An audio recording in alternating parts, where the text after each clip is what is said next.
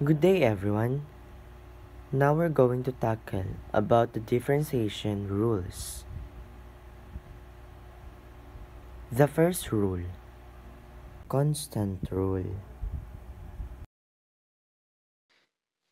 In constant rule, we just take its derivative and the answer is always be 0. Example, f of x is equals to 10. Let's take the derivative of 10.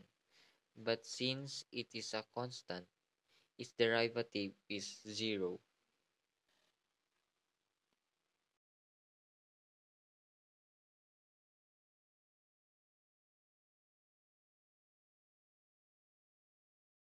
Let's proceed to example number 2. The given is f of x is equals to 1/4. If we get the derivative of 1/4,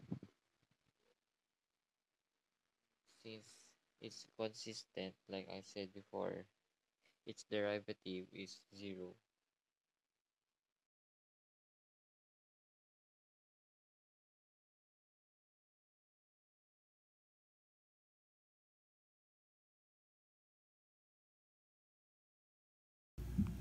Let's now proceed to the second rule, which is the Power rule. Given is f of x is equal to x raised to 5. So the first step is we subtract 1 from the exponent. So we will get f of x is equal to 5. I mean, f of x is equal to x raised to 5 minus 1. So we will get f of x is equal to x raised to 4. Example number 2. The given is f of x is equal to x cubed. Like example number 1, we subtract 1 from the exponent. So we will get f of x is equal to x cubed minus 1. And the answer is f of x is equal to x squared.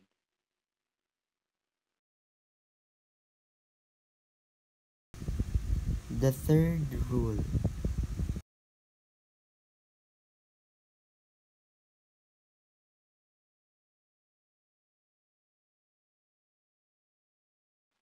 Constant multiple rule.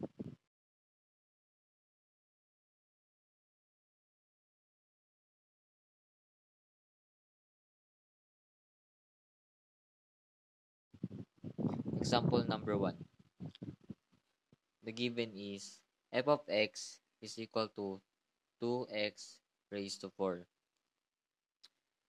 In constant multiple rule, we will apply the power rule by first multiplying the coefficient, which is the 2, by the exponent 4. Then we'll subtract 1 from the exponent. So we will get f of x is equal to 2 times 4x 2 times 4x raised to 4 minus 1.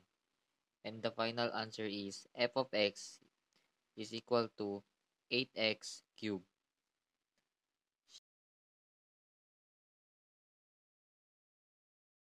Example number 2. The given is f of x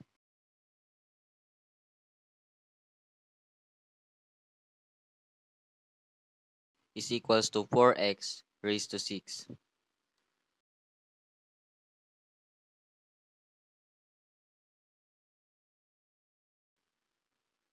Like the example number 1, we will multiply the coefficient and the exponent.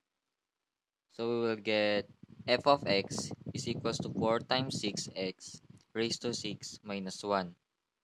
And the final answer is f of x is equals to 24x raised to 5.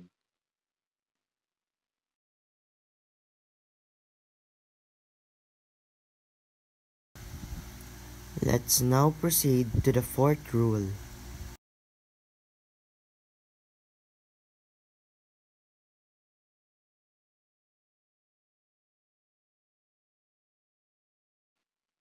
In sum and difference, we will apply the first three rules that we discussed before: the constant rule, power rule, and constant multiple rule.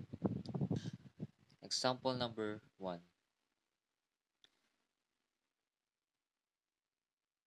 Example, the given is f of x is equals to 5x raised to 4 plus 2x plus 12. Like constant multiple rule, we will multiply the coefficient and the exponent, and the exponent will be subtracted by 1. So we will get 5 times 4x raised to 4 minus 1 plus 2 times 1 2 times 1x raised to 1 minus 1 plus 0.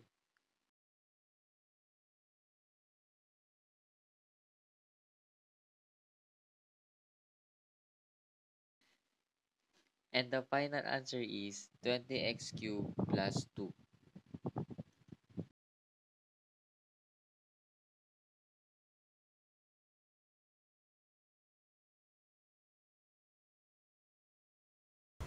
Let us now proceed to the fifth rule, which is the product rule. This is the formula that we are going to use in order to get the answer in the fifth rule.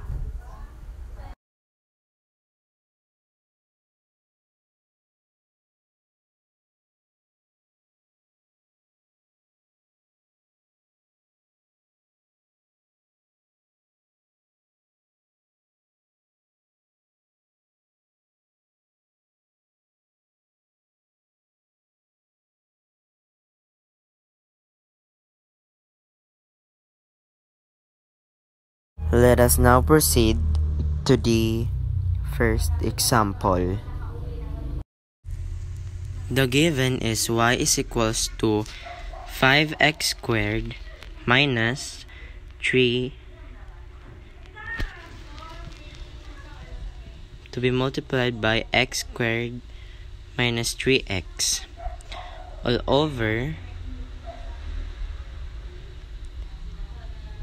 f of x and g of x.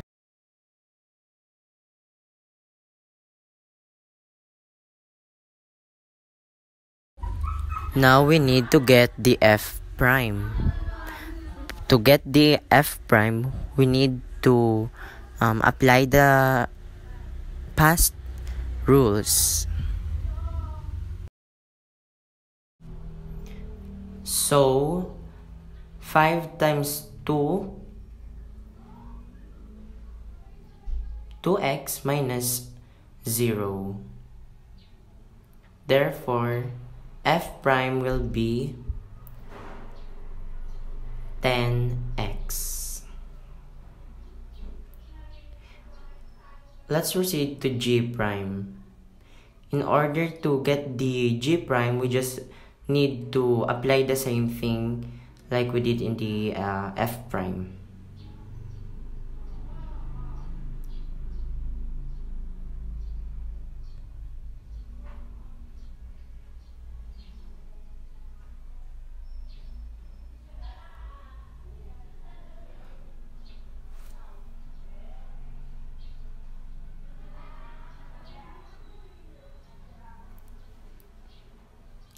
Therefore, the final answer in g prime will be 2x minus 3.